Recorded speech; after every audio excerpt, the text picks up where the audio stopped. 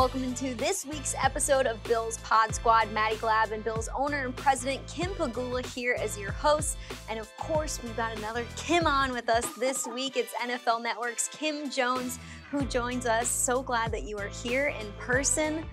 Usually, we're doing this virtually. We had a lot of testosterone going on between our first week with Josh Allen and now Saquon Diggs. So glad to have another woman, although I'm not blonde, though I kind of I feel the odd woman out here between two blondes here. So, well, but happy to have you here. Thank you, Kim and Maddy. It's great to be here. This is fun. Yeah. It's not too much of a huge flight or anything for you to come to Buffalo because you're based in a very easy trip, which I'm grateful for. Well, and you were just here on Sunday. Yeah. What did you think?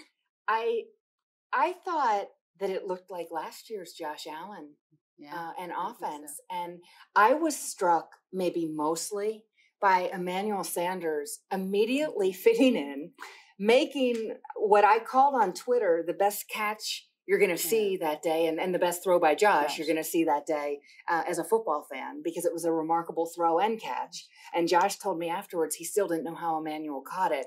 But that's what the Bills do, right? Yeah. The Bills bring in players, veteran players especially at times, and they find ways to thrive immediately. It's an amazing thing to watch because it's not that easy with every team. Yeah, and were you surprised after the success that we had last year? Like you just referenced, the Josh of last year, that it took maybe 3 games to get back to that? Here's the one thing I thought of, and I'm not exactly saying it pertains just to the Bills or to the Bills at all, but coaches have now treated preseason so differently that I think as football fans, and I am one, as well as a reporter, I think we have to become conditioned that the early parts of seasons are going to have some growing pains. And it looks like those growing pains are over, though, Kim, because they look really good. Well, I know we talked about the Miami game, which was, a shutout, but, people still complained about how we won that game. And specifically, reference to Josh. But again, I think, this past week's game, the old Josh was back, and it was nice to see Cole Beasley and like you said, Emmanuel Sanders, somebody new to the team that, and that's what Brandon and Coach do. They just try to get better every year. It doesn't matter how far you went one year. It's like the next year, how do we get a little bit better? And Sanders was certainly a great addition we've seen so far. And as you know, Kim and Maddy, Brandon and Sean, immediately after the ending of your seasons, both 2 years ago and this past year, challenge your team essentially when they meet with the media for that last time, before everyone takes an extended break after a season ends. And they make no bones about the idea we are going to get better. We got where we got. It's not good enough, whether it was the loss in Houston or the loss this past year in Kansas City. And I think that tone being set matters so much. And just real quick, one thing I thought of with the whole Josh thing and 35-0 not being good enough. When I was here for training camp, Tre'Davious White talked about how when he was drafted, the idea was, can we make the playoffs? And he said, in these short years, it's now, can we make the Super Bowl? And that's how much this organization, Kim, I don't have to tell you or you, Maddy, but this organization has made leaps and bounds year after year. And it's been a growth, and I think Coach talks about that. Coach has a lot of sayings that become regular fodder for us to all to talk about. But that growth mindset is one of those things that he always talks about. Yeah. And I do remind people sometimes, because sometimes you're enjoying the success at the moment, but it did. This is Coach's 4th year, this is Josh's 4th year. So there was growing pains and having that growth, and just now we're reaping the rewards of that. And I know Brandon also, talk about sustainability, right? Like we don't want to be the great year like we had last year, but then where are we year after year after year? So just like I said, excited. You saw our heard the fans. Yeah, what'd you think of the atmosphere? It was nuts. It was so great to have them back. I mean, last year in the playoffs to have them back. Yeah. But that was only like 70, I know. I was just going to say it was just that many, except that they sounded so much fuller than that. The stadium sounded much fuller than that.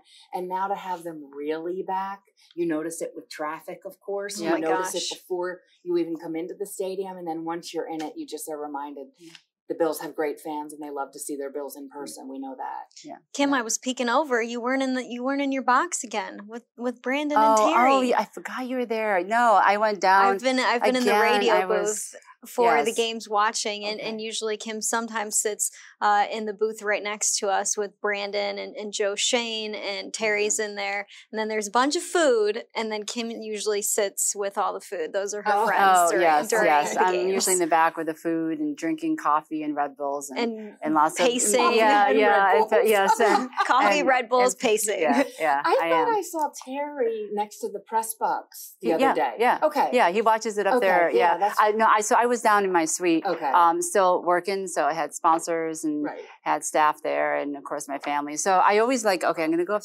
second half, but then something happens, and I do like being close to the fans. So where I sit, there's fans right below our window, and the window's open, and just kind of embracing that whole feeling. Yeah, it is fun. So your suite has good food, though. Yes, it does. Correctly. It does. Well, Kim, you said it. The slower start to the season, maybe that our fans and we might have not have expected. After the Pittsburgh Steelers lost, one of the first things you said was, hey, at least that first loss is out of the way. Right. And Stefon Diggs echoed that today when he spoke to the media. He said, we want to win every game. We think we can win every game, but I'd rather have a loss under our belts early in the season than be waiting in week 15. And not that a loss is going to come, but kind of like, ooh, is it going to happen? When is it going to happen? Is it going to happen against a team we're really supposed to beat, or is it going to be a super close game? So you're not playing this mind game with yourself that you probably inevitably are going to do at some point. They said it was nice to just, not that it's nice to ever lose, there's a reason get that why one loss, humble yourself, get back out there. And there's a reason there's been the 72, is it Miami Dolphins? It's the only team that's ever been undefeated. It's not easy to do, right? So just knowing that you learn from that loss. And I think that's what, you got to expect from your guys is when the losses do come, do they learn from it? Do they grow? And we've seen that progression. So good signs. And you have a mature team. You have a mature group and core of players, not age-wise necessarily, but because you have some really young players still, but your group has always come across to me as really mature. And, it starts a whole different, each level of your group has leaders. And I think that is part of that battle. Yeah. Do any of those leaders impress you the most? Has there been a player this year? I mean, I know Josh is an easy answer in a lot of ways, but has there been a guy? Maddy, I've been impressed for years with the safeties. Yeah. Micah Hyde and Jordan Poyer. And I miss open locker rooms so much, and I'm not alone in that. And no, and listen, we can all do our jobs, and we're doing our jobs the best way we can right now. But in your locker room, one of the places I always went was to see if Micah and Jordan were at their lockers. And I would usually end up talking to one, and then the other would show up, and I'd say thank you, and then we'd talk to the other, because they're both just so great at talking football. And Tre'Davious, I also think, is just terrific. Doesn't love to talk about himself that much, but certainly is one of the best corners in this league. Yeah, and it's not often where you have a game where both of your safeties get interceptions in the game. Yeah, Leslie Frazier was saying that the other day. Yeah. So you started with the NFL Network in 2012. In 12. 2011 was my last year with the Yankees, and then I went to football. So what was that transition like, going from, because people ask me all the time, what's the difference between football and hockey? So I'm going to ask you, what was it like transitioning from baseball to football? Right. And it was really transitioning back, because I'd started in football. I covered my alma mater, Penn State. Then I covered the Giants for a few years. Undefeated. And then, Penn State, undefeated. I know, fingers crossed. And somehow, some way, Yes Network ended up in 2005 offering me their clubhouse reporter job. And I don't know why. I had never done TV. I was terrible my first year, but I look back, and I'm so grateful that they wanted to hire me. And then, I did make it past the first year, which was not a sure thing, because like I said, I was terrible, but it was really a learning experience. And then 7 years of baseball's a lot with all the traveling, especially. It's a long schedule. It's much more the logistics as opposed to watching the game itself that weighs on you a little bit, during a long season. So I was very happy to come to NFL Network in 2012. And since then, I've covered an awful lot of teams, and I've covered the Bills, maybe not quite as much as the Jets and Giants because of proximity, but I would say it's getting pretty close. Yeah. So what do you think, how has the game changed, the league changed since 2012? I noticed certainly some things have changed just since, I keep thinking that I'm a newbie owner, but then I realize, oh my gosh, now I'm going on 8 years now. Like time keeps flying by. And I certainly have noticed some big changes since even we took ownership, and you were there before we bought the team. So just would love to get your perspective on how you think the game has changed, how you think, football in general has changed. I think we've watched the game change and become safer. I think a lot of those rules changes, any fan who sits at home on his or her couch can recognize some of that. I think to me, as a football fan, first and foremost, that's been one of the things I've noticed the most. I also think football and other sports, but really football is our leading sport in this country. I think football can help lead us as a country in our differences, but also in our many, many similarities that we have. And I would certainly like to think that we've seen that happen over the years and through many different endeavors, through many different voices. But I really think that we've seen, I'm proud to cover the NFL because I truly believe it's part of what our country is and part of some of the best parts of what our country is. Yeah, I couldn't agree with you more. I think, like you said, over the last, I'm going to say 5-6 years, football has really embraced what our fans are about. So it's not just about fans of football, but just fans in general and connecting with them outside of the game. Yep. And, football is 365 days a year now, whether it's in quote off season or not. And I think we've evolved with our fan base, and I agree with you completely on that. I think of it all the time when I watch. I've only been to Green Bay a couple times, and I was very cold when I was there. But the Lambeau Leap, or a player from your team or another team handing a ball into the stands to a little kid after a touchdown, that kind of thing. Football has that ability to literally reach out and touch its fans in those moments, and I love that. Yeah. And I think one other way we've seen the game change. Look at the three of us. There are three women right here sitting talking about football for a podcast for the Buffalo Bills.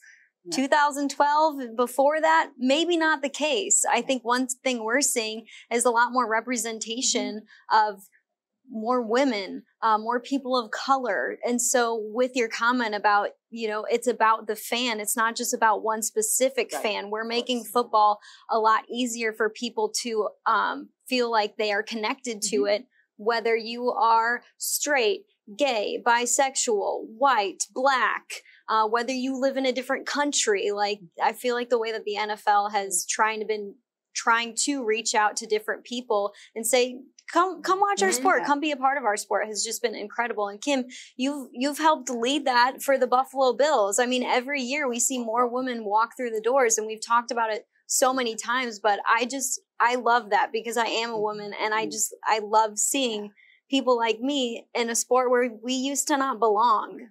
And I do think, when we first became owners, I gravitated towards Kim right away because she was probably the only female, kind of in that room. I think there might have been one other ones, because you didn't see that often. So she was trailblazing along before I came along.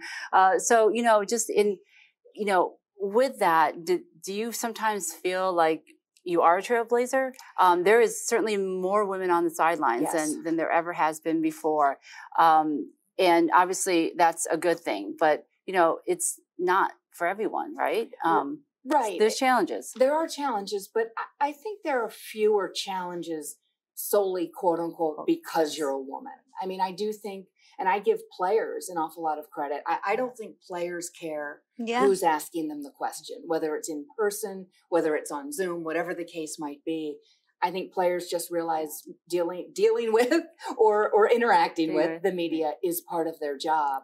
And I think that players have led that to some degree, because I truly don't think they care. And I think that at times you can actually make connections with players based on perhaps your understanding of them or their background, you know, whether it's a Penn Stater, who I'm probably just more conditioned to know a little more about. We've got one of those on our team. Exactly. Yes, you do. Thank you very much. Or, you know, just someone going through something where, you know, Josh Allen, when his grandmother died, I was so surprised and very pleased that NFL Network asked me to interview Josh after that time. And I had already, I think, connected with Josh, but I think that helped a little bit more. Right. And the interview obviously went about 20 minutes. I think the public saw a little over 2 minutes. That's just how television works. But in that 20 minutes, you know, I learned more about Josh than I'd ever had the opportunity to learn. And I certainly think that Josh, maybe the familiarity helped a little bit, but I think Josh was just happy to get to talk about a woman he loved dearly who he had just lost. So, you know, that's what football is, and that's what the opportunity to me is. More so than necessarily exactly saying, you know, this number of sideline reporters are women or that kind of thing. You know, to me, that connection means so much. Did you always want to work in sports, or was there a different route that you had in mind, or is the route that you've taken to get to where you're at now different than you ever would have imagined? There wasn't much of a plan B. I was a tomboy growing up. I was a sports fan growing up. I loved Penn State football and Georgetown basketball. Back then it was on a 13-inch black and white TV because that's what we had. And that's what a lot of people had. I mean, that was it. That was, you know, it's a long time ago. So I just always loved those sports. Now I watch less college basketball than ever, more football than ever. But a lot of that stuff has never changed. I'm just lucky enough to have gone from writer into TV and stay in TV this long, to get to, you know, live that part of the dream. Although I never saw myself in TV. I always wanted to be a writer, and then TV incredibly found me. So, you know, I'm incredibly grateful about the path I've had. Well, we're grateful that the NFL Network picked you up, because certainly I think you have added a lot of value too. I know when you cover our games, and you've interviewed so many players, so many coaches. Anyone on your bucket list? Like, you're like, it doesn't have to even be in football. Saquon Diggs, who sat in this season. I would like to interview Steph. Okay. All right. Maybe have a connection somehow, right? You know what? He loves hoodies. Put it out there. He loves hoodies. So you can help him. Yeah. But another hoodie wouldn't hurt either. You know, sometimes these things aren't easy to carry out. Yeah. And as a viewer, you can kind of tell that sometimes. But your entire receiver core is actually really interesting to me, because they're all interchangeable, even though they're different sizes and shapes. You've got the veteran in Diggs, but you've got the really veteran guy now in Sanders, who comes in and has fit in beautifully, which does not surprise me because of the way Sean and Brandon put together your roster. Gabriel Davis is someone who I feel like I discovered him, but that's obnoxious of me. but other than you guys discovering him. But when I first saw him at training camp 2 years ago, I kept saying, who's 13? Who's 13? And then it finally, he was all over keep the asking, place. and his name's Gabriel Davis, Kim, and that settled in for me. So your receiver core overall intrigues me. But yeah, Steph, especially now that he's a captain. Yeah.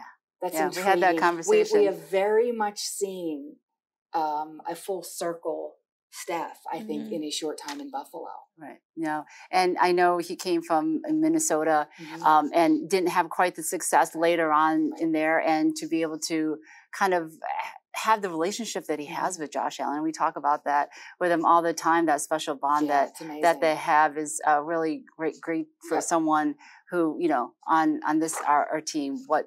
Sometimes it clicks, sometimes it doesn't. It's not anyone's fault, but certainly he and Josh have that special bond. I have a story for you about Diggs.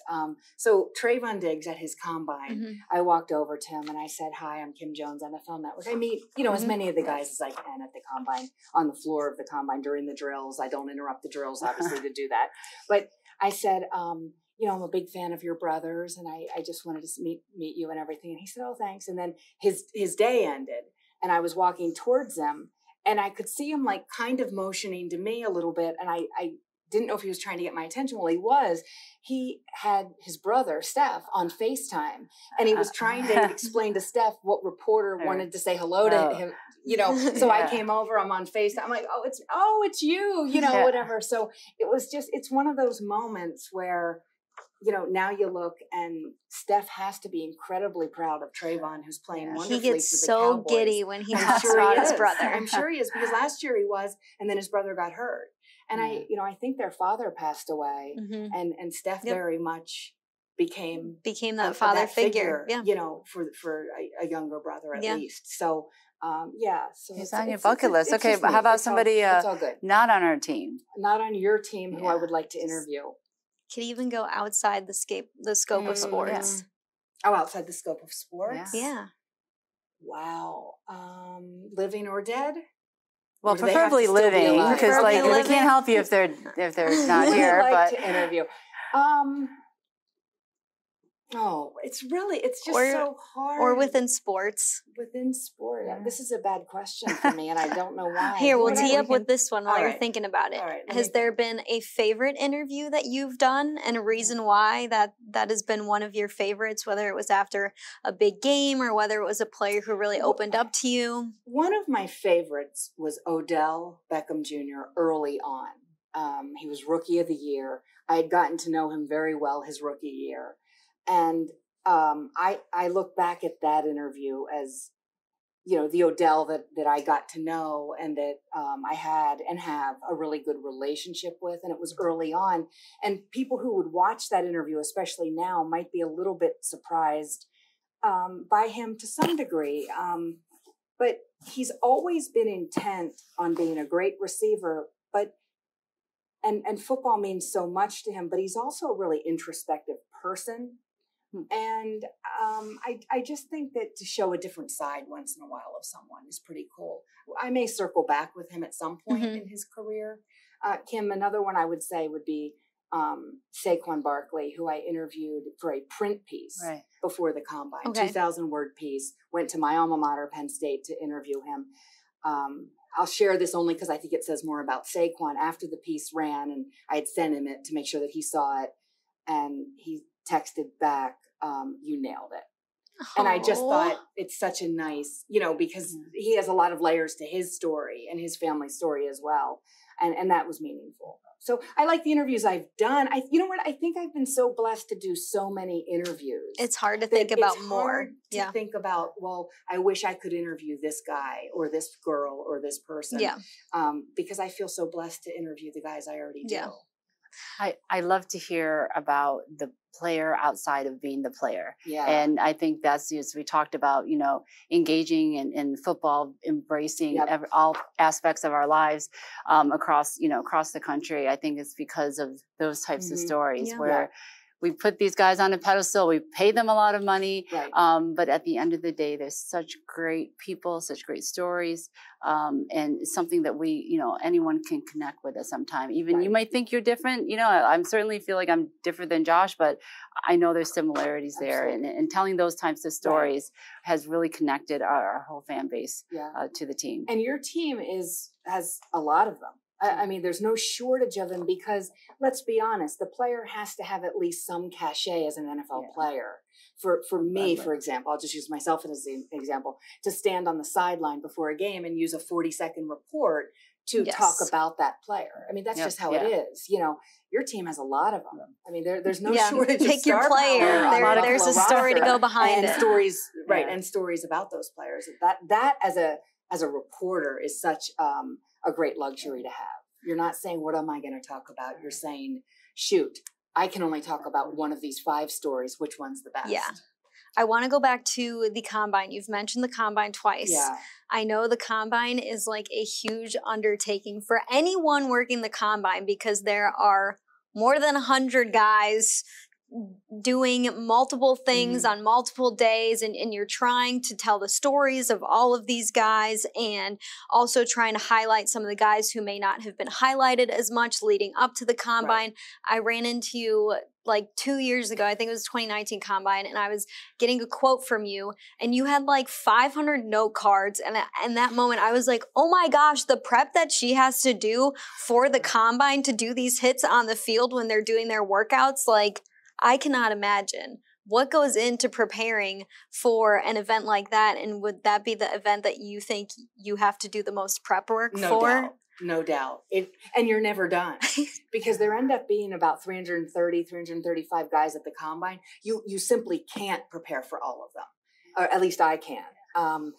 Daniel Jeremiah and Rich Eisen are in the booth. They obviously have a lot of preparation that they've already done, and I respect them greatly. But for my job, which is pretty unpredictable, you don't know which player is going to get injured, and then he's not going to be a story at the combine other than the injury. You don't know which players are going to show out, and then it's, wait a minute, Kim, who's this guy from Norfolk State?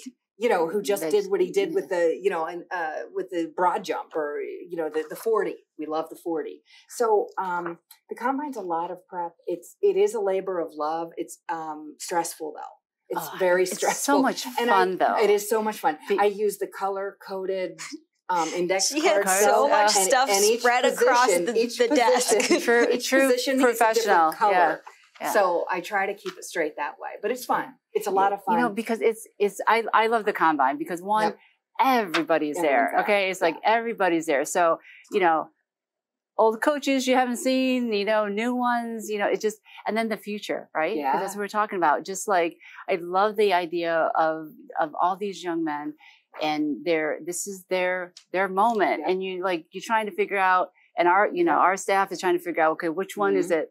We'll work on our team, which one will make it, which one don't. And just knowing that it's the future. And then I always think it's so much fun watching all the, quote, veterans now, right? Like a Tom Brady, and you see his draft photos. They're always showing they're always showing that on the TV. And you realize these were all just young kids at one time, these great football players that we hold in such high regard and have done amazing things. And they were all just, young men at that time. So that's why I love the combines. Just I remember DK Metcalf crying like a baby after his combine, and he was on the phone, and I figured it was with likely mom or a family member. And I had already talked to him, and I walked over afterwards to talk to him some more, and it was his mother. And I said, why the emotion? And he said, because I'm not even supposed to be here. He had had neck surgery, and look at him now. I remember on a different note, a lighter note, Saquon was upset with his 40. I don't remember what he ran, a 4.42, maybe a 4.41. And he was upset. And I'm sitting there with him saying, you never have to run a 40 again for the rest of your life, which is actually true. Which is actually true. And in both cases, I think my producer, Laura Chatnick, took pictures while I was having those conversations. So I'll always remember them. Well, in a combine, you have to, it's quick thinking. It's thinking on your feet. It's, do I have the note card of this guy? So there's a lot of stories that go into the combine and guys that you highlight and cover. But is there a game, an event, or something that has to go down in the book for craziest things, moments that you've been a part of as a reporter, whether it's from your writing days, your Yankees days, or NFL Network days? I did a little research on this one, Maddy, so I will not be stuck for answers. I covered a 5-hour, 33-minute Red Sox Yankees game.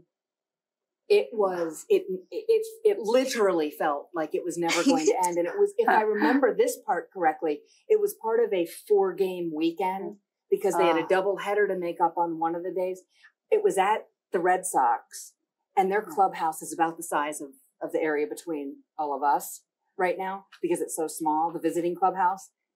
And that was one of those days where you're sitting there going, I love sports and I love this moment, but this game really does need to end at some point. Wrap it up. So that was one that really stood out to me. I thought you were going to say something else. What?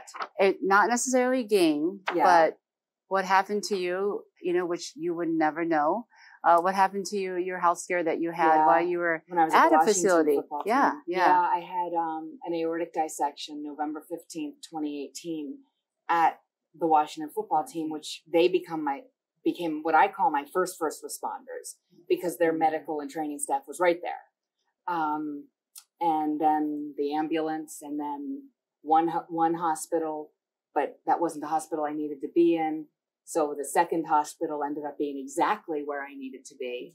And they saved me. The two surgeons, they kept me stable overnight. And the two surgeons on an emergency basis saved me the next morning. It's so still weird to think about, So football saved your life. Football saved my life. Yeah. If you weren't working in football, if you weren't at at a stadium that has, doctors and staff on Football site. saved Yeah. my life. And Freddie Kitchens can say the same thing. Thanks. He was working in Arizona as a assistant coach, and he had the same thing. Wow. And they airlifted him. He was one of the first people. He might have been the first person I talked to. Okay, that I didn't when know. I met Freddie at the Senior Bowl, like the next year, someone said, "You've got to meet Freddie Kitchens. He had an aortic dissection." So I approached him, and we ended up talking about that. Football training staffs were, in both of our cases, the first responders who, and I know I'm saying first responders, that's how I phrase it. Yeah. Because I had so many first responders that day. But they saved both of us. Yeah. It's an amazing story. Yeah. It's an amazing story. I mean, who would have, I'm sure you would have never thought that would happen in your life, an experience like that where you don't feel completely yourself and you make the decision in a second, probably right before you were going to go out to cover practice or do a live hit, that, hey, no, I need to check on what's going on with me right now and figure out, oh, shoot, I actually need to go to the hospital and get this taken care of. Yeah, and I wasn't conscious enough to say all of that, but I was ready to go on air, and I remember just feeling not right, and I grabbed both sides of my neck, and I said, I can't go on air, which I've never said before. So they knew. And usually as a reporter, you're like, I'm fine, I have a headache, I know. My stomach hurts, you just fight through whatever because you've got to make the live hit. Right. Yeah. But the fact that you knew. Yeah, it was I a shouldn't very do different this. feeling. Yeah, and I remember thinking I'm going to misspeak. And I didn't want to misspeak on air. I don't know why that was what came to mind. But yeah, it was, that was a day that angels were, whatever anyone believes in is fine. But I had people looking over me that day. Because even recently I've talked to my surgeon who, reminds me how incredible it is that I'm still here. Well, I know how much you travel, and I know how much you work and you prepare and prep for all your on air and writing and everything. So what did you do when you couldn't work? I can't imagine Kim Jones not working. Kim Pegula. I ended up opening a ton of boxes from you and Terry and the Bills organization. I might have sent you some things. It was hard. Yeah, it was hard. I was pushing to get back to work. I was yelling at people. What do I have to do to get back to work? My goal was to get back into the Jets and Giants facilities, only because that's obviously they're closest, and and I did go back to the Giants. And I will share this. Saquon looked at me and said, "Tell me everything that happened to you." Mm-hmm. There are really good people, in our business. There really are. And he wasn't alone in that, but that was meaningful.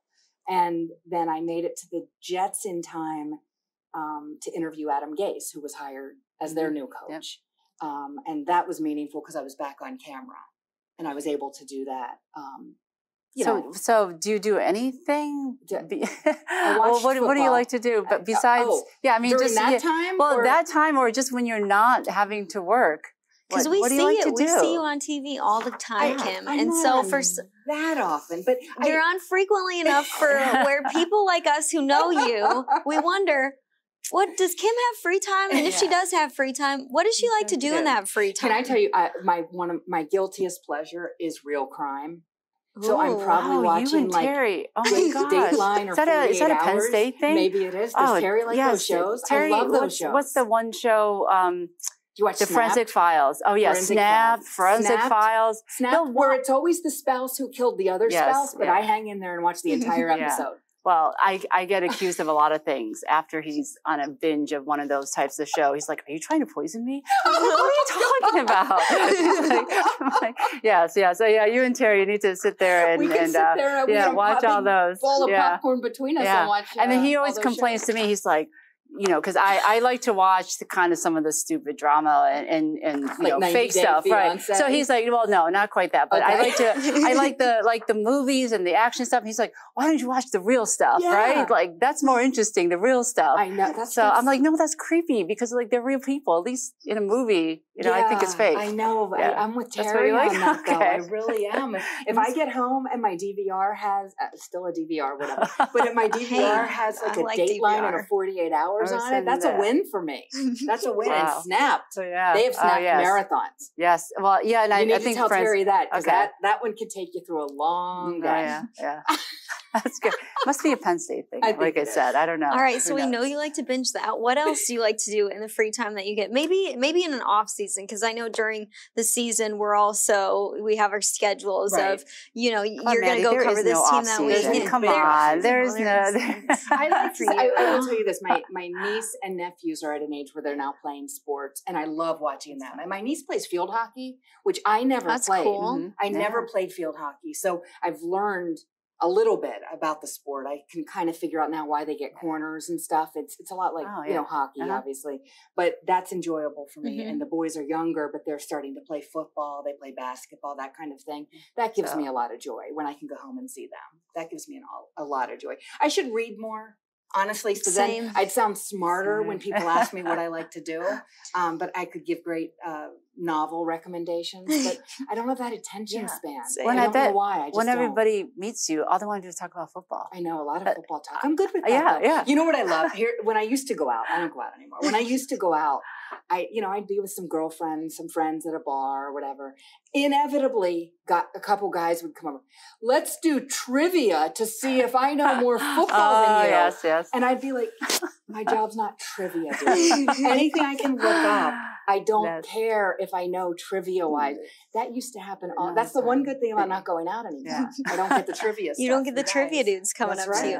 Well, you do a whole lot of traveling. And so with traveling, and Kim, you can add to this too, what are some interesting travel stories that you've been a part of? Wow. Delayed flights, canceled flights, don't get to the right place. Is there one that comes to the top of your mind? The one that stands out is on 9/11. I was covering the Giants at Denver, and four of us, Tara Sullivan of the Boston Globe, formerly of Bergen Record, Neil Best of Newsday, and Paul Schwartz of the Post, rented a car and drove home. 28 hours. So that's the one that will always be, the travel story for me. I can't tell you how many flights I've had delayed, how many times I've driven through snow, and that kind of thing. And I used to fly in and out of State College Airport when I covered Penn State, and especially Penn State basketball. I was the only reporter covering Penn State basketball on the road. And I'm flying in these little flights. I can't tell you how many times I was delayed, canceled, and everything else. But that just goes with the territory. Yeah, do you have one that sticks out to you, Kim? Travel wise, not really. I just remember this one game that I don't even know. It was on the West Coast, and Terry didn't go because he was in Florida, and there was a hurricane coming. And so, I was trying not to miss any games, and so I was like, "Well, I'm going without you." And he was like, "Well, I can't go because there's no flights going out." And I'm like, "Well, you don't mind if I go anyways, do you? I'll just go with the team, and sorry you can't come, but I'm going anyways." So that one I remember, but I think it's more about not just the travel things that I just remember. There's just some, I think. I like to travel with the team because there's just something about, I don't know, traveling with the team, and you're just all there for work, but you're together, and I don't know. We go out to dinner the night before, and so it's just always, those are kind of things that I really cherish about the game that doesn't have anything to do with the game, but win or lose. But you're truly are part of the team. But it's being part of a group, being part of a team. Yeah, I didn't play a lot of team sports, and with Jesse playing tennis, it's just individual things. So I always wish I did play a team sport though. Yeah. And I know you guys both have traveling down to a science. So what are some things that you are bringing no matter where you go, besides the obvious cell phone charger? What are some things that has made your life easier on the road when you travel, or makes you feel more at home when you're on the road, if that makes sense? A mirror that you can set up in the bathroom if you have to do makeup, as I do when I'm working. So there's that. And then there's also, the energy bar of choice, whatever your favorite one is, a few of those in the bag just in case. Not that you can't buy something at airports. Always good to have a snack. Goes. Yeah. And, honestly, for me, because I'm sometimes a slob, like the extra shirt or so in case like, you're putting on powder and you dump it all on your shirt just as you're ready to walk out the door. And you say to yourself, well, I do have that black shirt I don't really like very much in my bag. I'll change into that. So you have to be prepared for the inevitable screw up if you're me. Well, I have a little bit easier. So, because when I get to the hotel room, there's always a bottle of wine, Swedish fish, and cupcakes. Wow. So I feel like I'm at home. So I don't know, the hotel gods up there are put that in my hotel room for every away game. Awesome. But I will say Band-Aids. I always have, because I'm always, as you know, Maddie, I'm always wearing heels, and every stadium is different. And there's some stadiums where I'm like, okay, my feet really are hurting me now. Like, I didn't think my shoes were good. Like, that was an hour ago, but now, because the owner's suite is like, around and up and down. And so I always have learned to put Band-Aids everywhere. That's smart. And so I even have Band-Aids on my foot now from That's everywhere. pretty good. So, I like it. Yeah. I want to ask you a question that a lot of younger women or people trying to get in the field always like to hear answers to. What is your advice to young girls, women who are breaking into this industry? What's your advice to people who want to work in sports like you do? Yeah, and I give the same advice to the younger men who reach out to me as well, Maddie. I think that you have to be willing to adapt to what opportunity arises. I don't think that you can simply say, I want to be this, I want to cover this team in the NFL or this team in the NBA. That's my sole goal. And that can be your dream and you can work toward it. But especially as a young person, I think you have to be more willing to try anything.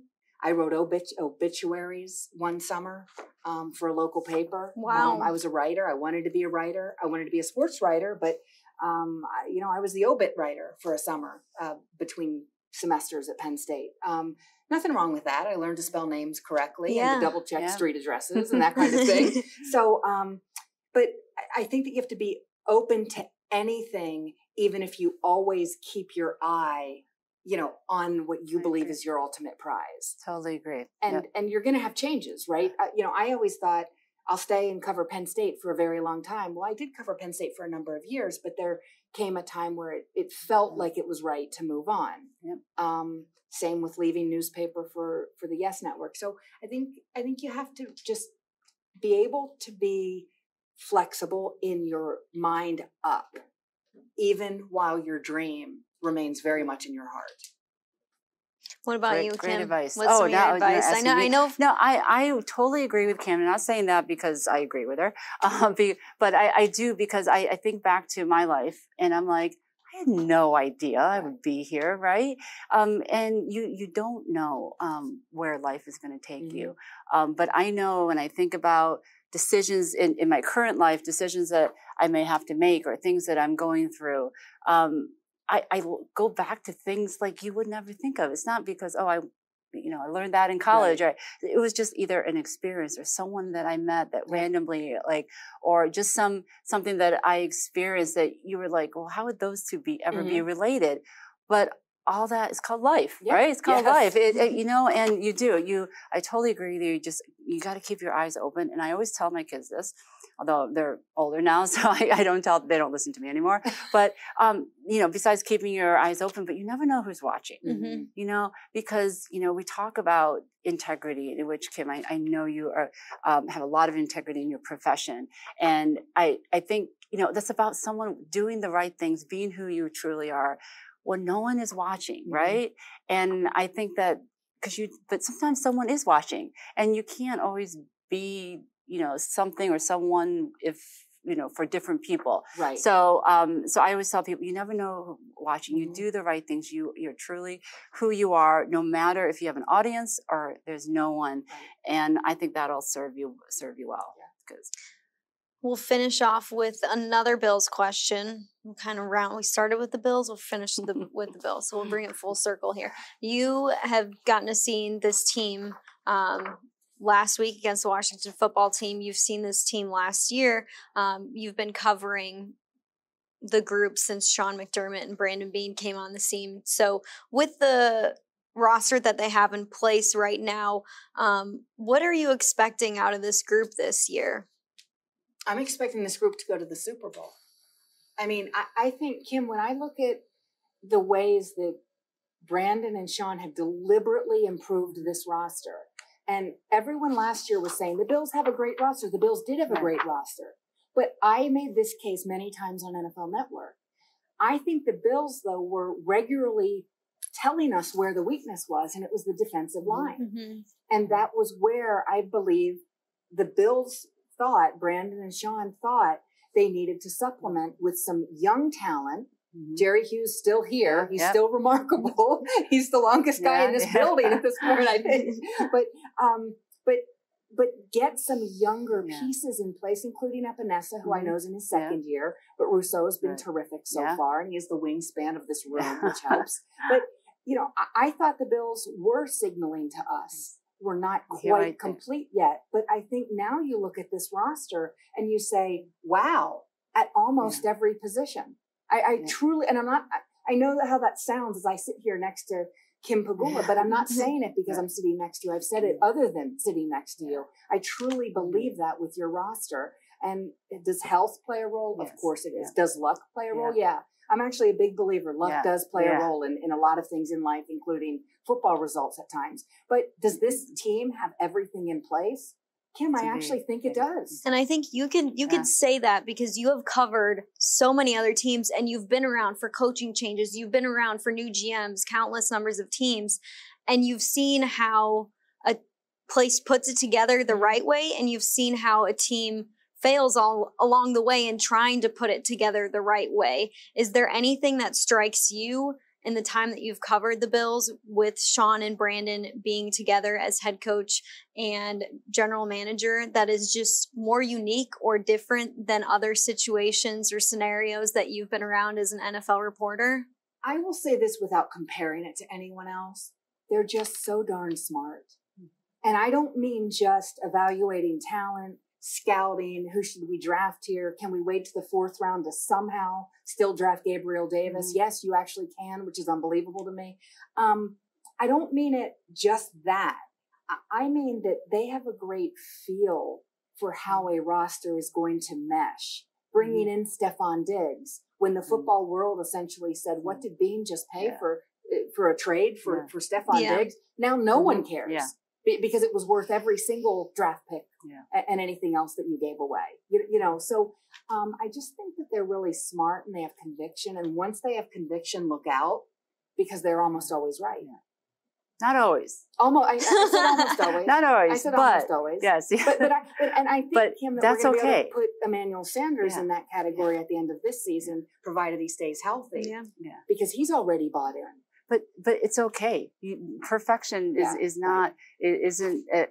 something that attainable, and it's not something that you can continue on as we want to be sustainable over many years. Right. That's I think there's you think back and there's a lot of little mistakes that they've made for whatever reason, but the overall core philosophy, the overall core knowledge, overall core of the plan and sticking, like you said, the conviction and sticking to the plan, that hasn't wavered. Right. And I think we're seeing that. So, you part of Bill's Mafia, you fit right in. You fit right in. You know what else Kim wants to do? She's going to be back for a game inevitably throughout the season. A couple more, I would have to guess. And one of those games is going to have to fall on a weekend where the Sabres are playing. That's right. Yes. And Kim wants to come watch the Sabres. That's right. Yes. Absolutely, I do. All right. I can make that happen. One game. I went to one game several years ago. You invited me to a game, and I went to that game. It was corresponding with a football trip. Yep. We'll do it again. All right, we'll do it again. That'd be great. I have to look on the schedule. All right. We're starting. We're in preseason. We got our first win last night in overtime. So in preseason, but still, I'll take it. So it's been so much fun having you. I know, I do. This is great. I hope everyone's enjoying this. It just feels like we're like sitting around a table, just chilling, There's a chilling and chatting. Right No. Well, Kim, thank you so much for sharing your road to the NFL, how you got there, some of the stories you've covered along the way, and some of the fun things you like to do in your free time. We appreciate the time. Thank you, Maddy. All right, I'm going to hold you to your prediction on the Bills. You got it. I like it. All right. Thank you. Thanks for tuning in to this week's episode of Bills Pod Squad. Make sure you guys keep a watch on for more episodes to come in the future. We'll have another one next week.